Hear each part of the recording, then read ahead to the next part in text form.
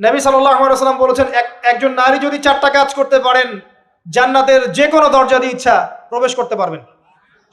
1 number 5 ওয়াক্ত নামাজ, 2 number Ramzan মাসে সওম, 3 নাম্বার আপনার লজ্জাস্থানের হেফাজত অর্থাৎ খাস পর্দা, এবং 4 নাম্বার আপনার স্বামীর আনুগত্য।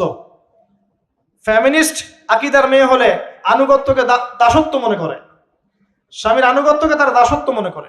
স্বামী কে? স্বামীর সম্মান বোঝেন আপনি? স্বামী কে?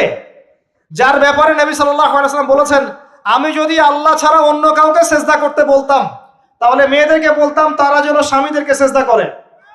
আপনাকে আমি কিভাবে বুঝাবো স্বামী কে, স্বামীর মর্যাদা কোথায়? এগুলো কি ইসলাম মেয়েদেরকে ডমিনেট করছে এগুলো দিয়ে? কেন? এই স্বামী আপনার জন্য সারাটা জীবন ক্ষয় করে ফেলে। একটা চোর পর্যন্ত, একটা চোর, একটা করাপ্টেড মানুষ, দুর্নীতিগ্রস্ত মানুষ, সে চুরি করে দুর্নীতি করে এনে বাচ্চাকে খাওয়ায়। একটা ধর্ষক পর্যন্ত ওর মেয়েকে আদর করে।